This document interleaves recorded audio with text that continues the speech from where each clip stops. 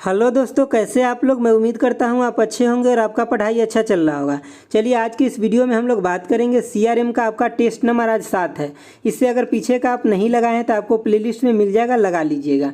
चलिए आज का पहला क्वेश्चन देखते हैं। इससे पहले हम आपको बता दें कि ये आपको टेस्ट के रूप में लगाना है और अपना मार्क्स भी आप जरूर बताइएगा कि कितना मार्क्स आपको इसमें से आया।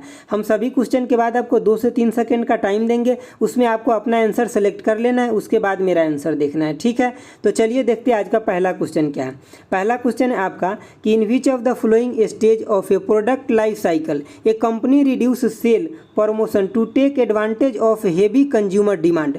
मतलब कोई भी कंपनी जो होता है अपना जो मतलब जैसे कि जो प्रमोशन करते रहता है उसको कम कर देता है। किस टाइम में? जब उसका कंज्यूमर का डिमांड जो है प्रोडक्ट का बहुत ज़्यादा हेवी आने लगता है। तो कौन सा स्टेज होता है प्रोडक्ट का? तो वो होता है आपका ग्रोथ स्टेज। जब ग्रोथ स्टेज होता है किसी भी प्रोडक्ट का, जब बहुत ज़्यादा मार्केट में डिमांड होने लगता है तो कंपनी को पता चल जाता है हमारे प्रोडक्ट का डिमांड बहुत अच्छा है, मतलब हमारा क्वालिटी अच्छा है और प्राइस भी अच्छा है इसके वजह से, तो इसीलिए वहाँ पे वो प्रमोशन थोड़ा कम करने लगते हैं, क्योंकि ऑलरेडी कंज्यूमर डिमांड करने लगता है इसके वजह से। चलिए हम थोड़ा इसके एक लाइन सॉल्यूशन भी देख लेते हैं क्या है। देखिए इसका सॉल्यूशन, जो ग्रोथ स्टेज होता है इसका मतलब क्या होता है। देखिए ग्रोथ स्टेज किसी भी कंपनी के अंदर किसी भी प्रोडक्ट का कब आता है? जब उसको क्या होता है, एक प्रॉपर तरीके से उसका मार्केटिंग होता है प्रोडक्ट का। हालांकि उसका क्वालिटी भी अच्छा रहना चाहिए, लेकिन मार्केटिंग भी उसको क्या होना चाहिए, एक प्रॉपर तरीके से अच्छा होना चाहिए। जब किसी भी प्रोडक्ट का प्रॉपर तरीके से मार्केटिंग अच्छा होता है तो वो प्रोडक्ट क्या होता है कि वो ग्रोथ स्टेज में चला जाता है। ठीक है, देखिए ग्रोथ स्टेज में क्या होता है कि जब प्रोडक्ट ग्रोथ स्टेज में चला जाता है, मतलब जैसे कि जो कंज्यूमर है, कस्टमर है, ज़्यादा डिमांड करने लगता है, तब उस केस में क्या होता है कि मतलब प्रोडक्ट तो ऑलरेडी एक्सेप्ट करने लगा जो कस्टमर है और जो कंज्यूमर है वो, तो वहां पे कंपनी का सेल बढ़ गया मतलब उसको प्रॉफिट ज़्यादा होने लगा। समझ गए बातों को? और जब प्रॉफिट ज़्यादा होने लगा तो उसका प्रोडक्शन भी बढ़ जाएगा, और जब प्रोडक्शन बढ़ जाएगा, ज़्यादा से ज़्यादा प्रोडक्ट को प्रोडक्शन करने लगेगा, तब उसका यूनिट कॉस्ट वहाँ पे क्या हो जाएगा, कम जाएगा। क्योंकि आपको पता है, क्योंकि जब भी प्रोडक्शन कंपनी बढ़ाता है तो उसका यूनिट जो पर यूनिट कॉस्ट होता है वो कम जाता है, और उसके वजह से कंपनी का प्रॉफिट भी बढ़ जाएगा क्योंकि ज़्यादा सेल होने लगेगा। चलिए आगे देखते हैं।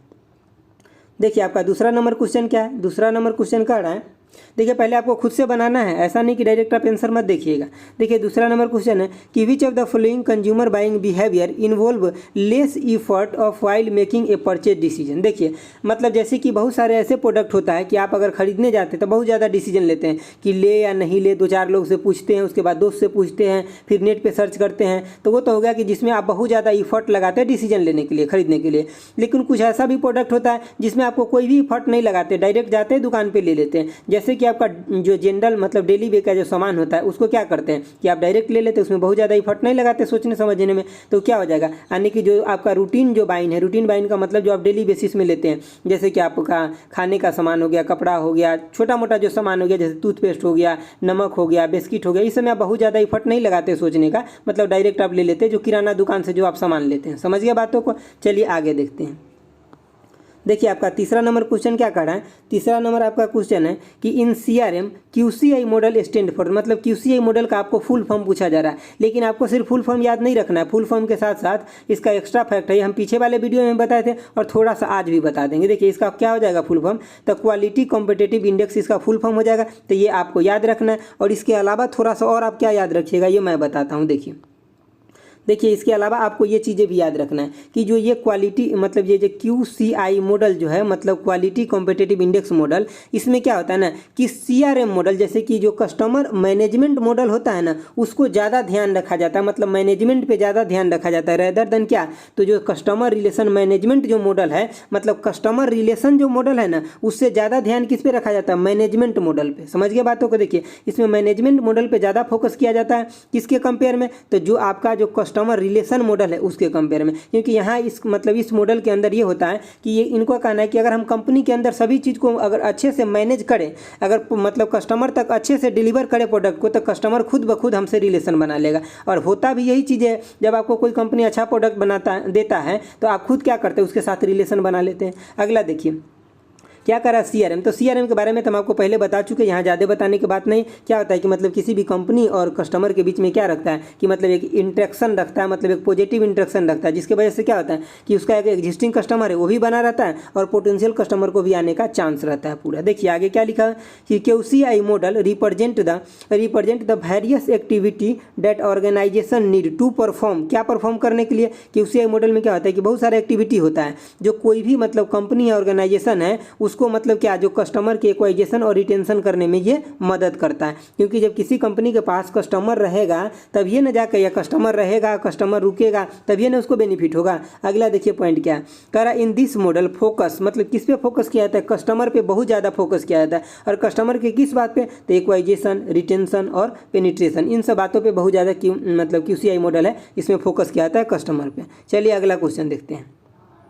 देखिए आपका चौथा नंबर क्वेश्चन क्या कर रहा है, सुनिए ध्यान से। देखिए चौथा नंबर क्वेश्चन है कि put the following step of a consumer buying process in the correct sequence and selecting the correct code. देखिए यहाँ पे एक्चुअली कोड दिया गया था, ABCD में करके जो कोड दिया रहता है ना कि ABCD ऐसे, तो हम एक्चुअली यहाँ पे आंसर को नहीं लिए हैं क्योंकि यहाँ पे हम अगर आंसर ले रहे थे तो बहुत पीछे जा रहा था, तो इसीलिए हम डायरेक्ट लिए। हम इसी से आपको समझाएंगे कि सबसे पहले क्या होना चाहिए, कौन सा स्टेप। जैसे कि सपोज कीजिए आप ही अगर कोई प्रोडक्ट खरीदते हैं, छोटा सा ही प्रोडक्ट ले लेते, मोबाइल ले लेते, अगर आपको खरीदने का मन हुआ तो पहले क्या क्या सोचिएगा, क्या क्या आपको ज़रूरत आएगा जो खरीदिएगा। तो चलिए हम थोड़ा सा सॉल्यूशन के साथ आपको इसको बताते हैं ताकि अच्छे से समझ में आएगा। देखिए यहाँ पे क्या लिखा हुआ है, देखिए सबसे पहले आपको कोई भी प्रोडक्ट अगर आप लेना चाहते हैं, इसके मतलब आपको क्या हुआ कि उस प्रोडक्ट का ज़रूरत हुआ आपको। अगर मोबाइल लेना चाहते हैं इसके मतलब आपको मोबाइल का ज़रूरत हुआ, तो सबसे पहले नीड रिकॉग्नाइजेशन होता है। सबसे पहले आप क्या आवश्यकता देखते हैं, उसके बाद इन्फॉर्मेशन सर्च करते हैं कि उस प्रोडक्ट के बारे में क्या क्या इन्फॉर्मेशन अवेलेबल है, प्रोडक्ट सही है या गलत है, कितना टिकाऊ है, कितना चलेगा, कितना पैसा लगेगा, ये सब इन्फॉर्मेशन आप कहाँ नेट पर सर्च करते हैं, जहाँ से भी सर्च कर सकते हैं करते हैं। उसके बाद देखिए evaluation of alternative. Evaluation of alternative का मतलब समझते हैं ना, जो प्रोडक्ट आप एक जगह देख लिए तो आप देखते हैं क्या कि उससे मतलब रिलेटेड प्रोडक्ट, मतलब वो सही प्रोडक्ट कोई और भी देखना चाहते हैं कि क्या इससे सस्ता है, क्या इससे अच्छा है क्या, तो ये सब कहाँ देखते हैं, इवेल्युएशन ऑफ अल्टरनेटिव में, मतलब आप दूसरा देख रहे हैं उसके कंपेरिजन में।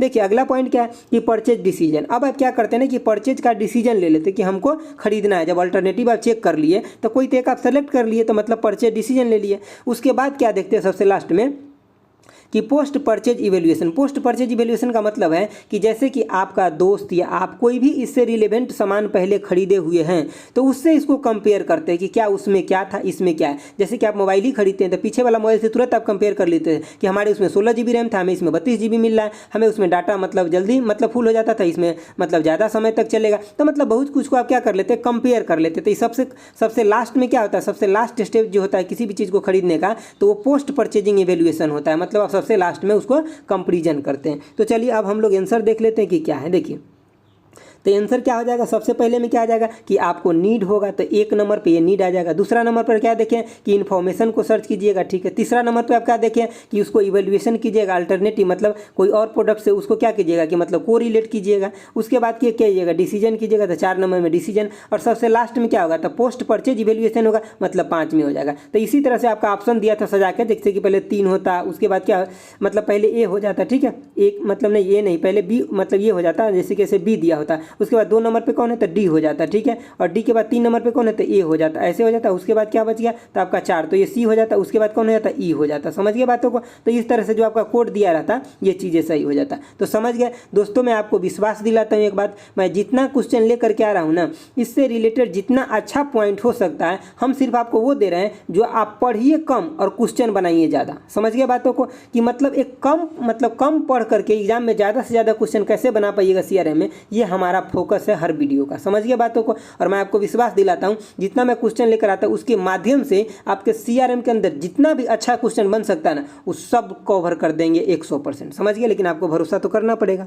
चलिए आगे देखिए, आगे आपका 5 नंबर। देखिए 5 नंबर क्वेश्चन क्या कर रहा है, dash dash ensure that your subscriber really want to receive your email by adding an extra step to the sign up, यानी कि साइन अप प्रोसेस। देखिए इसका मतलब क्या हो गया ना, यहाँ पे देखिए एक्चुअली ये छोटा सा एक डिफिनीशन ही बन जाता है। किसका डिफिनीशन बन जाता है? तो डबल ऑप्ट इन का बन जाता है। यहाँ पे देखिए डबल ऑप्ट इन, इसके बारे में हम समझाएंगे भी, आप टेंशन मत लीजिए। देखिए double opt in ensure that your subscriber really want to receive your mail by adding extra step to the sign up process. देखिए अगर आपको ये ऑप्शन ए और बी पता नहीं है तो इसके लिए आप जिम्मेदार है, क्योंकि हम पीछे दिन समझा चुके थे। अब चलिए हम ऑप्शन सी के बारे में आपको अच्छे से समझाते हैं। देखिए जो आपका डबल ऑप्ट इन है तो ये क्या होता है? देखिए एक्चुअली ये ऐसा प्रोसेस होता है ना कि जैसे कि कोई भी कंपनी अगर आपको कोई फॉर्म दिया लॉगिन करने के लिए, तो आप उसमें लॉगिन करते तो मेल आईडी सब कुछ डाल देते हैं, ठीक है। अब वो सबमिट जब आप कर देते तो क्या होता है, उधर से कंपनी भी आपको एक रिवर्स मेल करता है, यानी कि उसको एक्चुअली जाँच करने के लिए कि क्या है, आप कस्टमर है उसके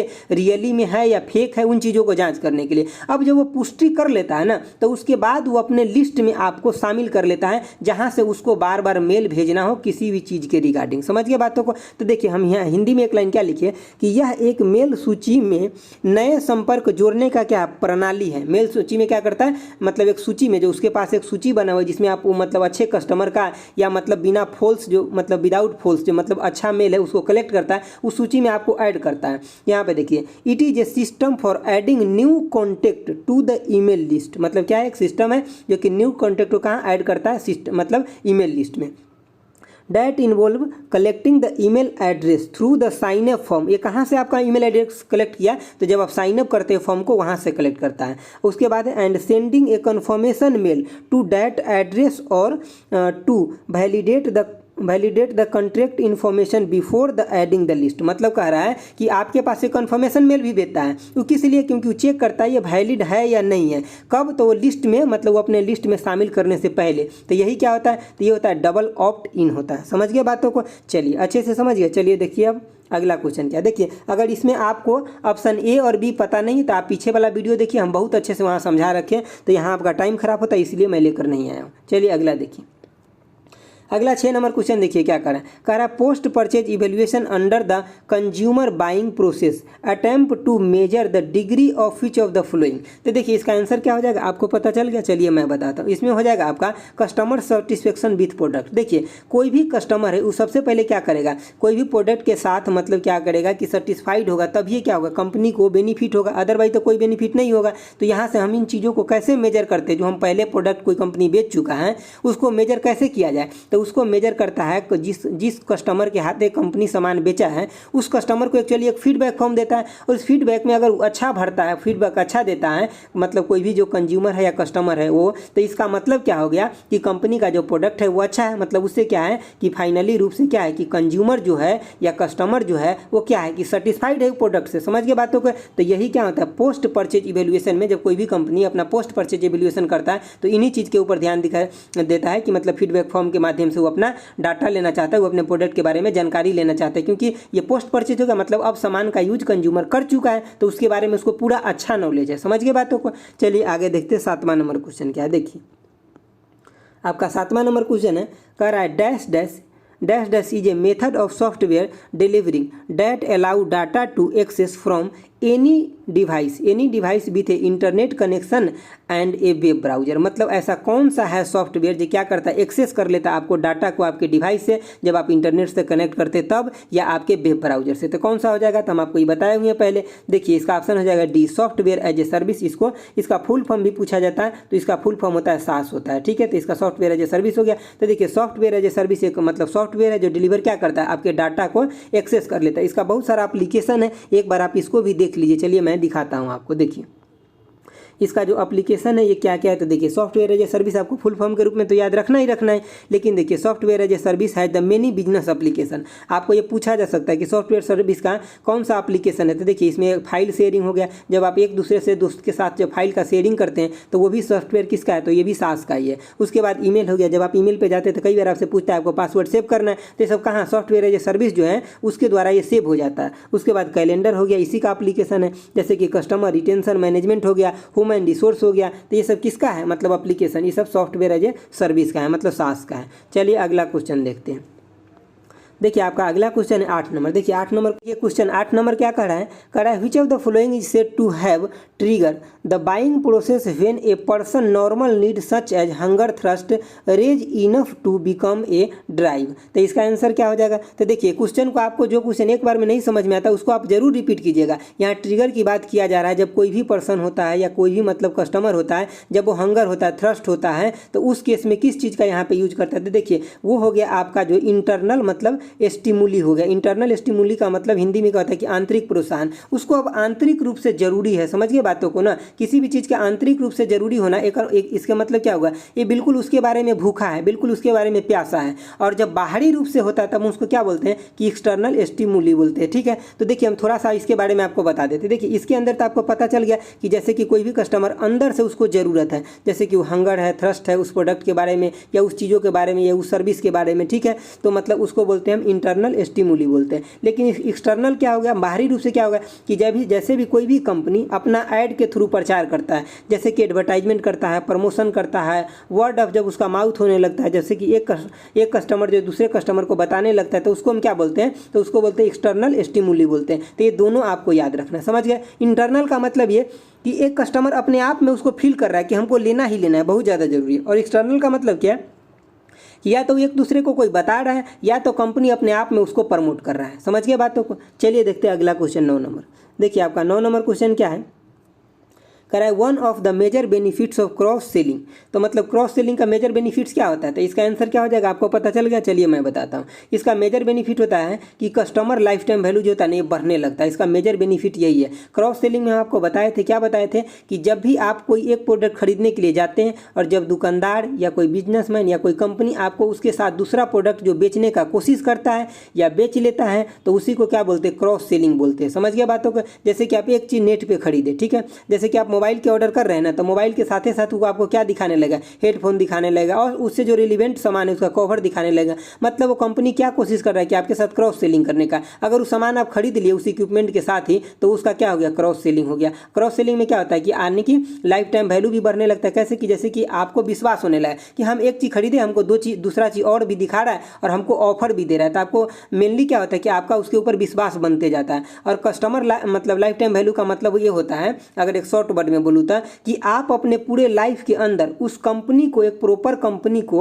आप कितना बेनिफिट दे सकते हैं, वही होता है कस्टमर लाइफ टाइम वैल्यू होता है। समझ गए बातों को? चलिए अगला क्वेश्चन देखते हैं। देखिए अगला क्वेश्चन आपका 10 नंबर। देखिए 10 नंबर क्वेश्चन क्या है कि under which of the following condition the level of consumer involvement will not high. मतलब कौन कंडीशन में क्या होता है कि जैसे कि किसी भी कंज्यूमर का जो इन्वॉल्वमेंट मतलब उसके साथ जो भागीदारी होता है वो हाई नहीं होता, ये आपसे पूछा जा रहा है। तो देखिए आपको आंसर इसमें पता चल गया होगा, क्योंकि देख रहे हैं आप, मैं एक ही का हिंदी लिखा हूँ, बाकी का हिंदी नहीं लिखा हूँ, क्योंकि बाकी का हिंदी लिख रहे थे तो नीचे जा रहा था, तो सिर्फ इसका आंसर सही था उसी का मैं हिंदी लिखा हूँ। तो देखिए इसका क्या हो जाएगा कि the product is seen as having low potential for providing significant benefit. जब कोई भी प्रोडक्ट आपका मार्केट में, किसी भी कंपनी का मार्केट में ऐसा प्रोडक्ट है जिसके वजह से मतलब कंज्यूमर जो है या कस्टमर है उसको बेनिफिट नहीं हो रहा है, अच्छा, तो उसमें क्या करेगा? वो अच्छे से पार्टिसिपेट नहीं करेगा, भागीदारी नहीं लेगा। यही तो होता है। जैसे कोई भी मतलब प्रोडक्ट है जिसका जैसे कि उसका सर्विस अच्छा नहीं है या क्वालिटी अच्छा नहीं है या प्राइस बहुत ज़्यादा है, तो वो मतलब क्या है? कस्टमर के लिए एक सिग्निफिकेंट बेनिफिट नहीं है। तो कस्टमर के लिए सिग्निफिकेंट बेनिफिट नहीं है तो उसमें क्या करेगा? वो बहुत ज़्यादा मात्रा में या मतलब हाई लेवल पे इन्वॉल्वमेंट नहीं होगा। किसी को ज़रूरत होगा तो उसके मतलब अपने नेसेसरी के बेसिस पे उसमें इन्वॉल्वमेंट हो सकता है, लेकिन ये जैसे कि हाई मतलब बेनिफिट के बेसिस पे उसमें इन्वॉल्वमेंट नहीं होगा कोई भी कस्टमर या कंज्यूमर। समझ गए बातों? चलिए अगला क्वेश्चन देखते हैं। देखिए आपका अगला 11 नंबर क्वेश्चन। देखिए 11 नंबर क्वेश्चन क्या कह रहा है कि इन पैन 5 प्रोसेस मॉडल। आपको ये भी याद रखना है कि पैन का कितना प्रोसेस मॉडल है? तो 5 प्रोसेस मॉडल है। Perform assessment process is a part of. तो ये किसका पार्ट है? तो देखिए इसमें से जो हो जाएगा आपका, इसका आंसर हो जाएगा एनालिटिकल सीआरएम हो जाएगा। हम आपको पीछे दिन पैन का 5 मॉडल लिख करके बताए थे, समझाए थे। अगर आपको याद है तो पैन के 5 मॉडल आप हमें सिर्फ इसका नाम लिख करके बताइए, क्योंकि आपके एग्जाम में पक्का यहाँ से क्वेश्चन आएगा और कहीं ना कहीं से घुमा फिरा करके देगा। तो अगर आपको याद है तो ये पैन का 5 मॉडल का सिर्फ नाम लिख करके हमको आप बताइए, ठीक है। चलिए इसके बारे में थोड़ा आपको सॉल्यूशन दिखा देते हैं। देखिए जो 11 नंबर आपका क्वेश्चन था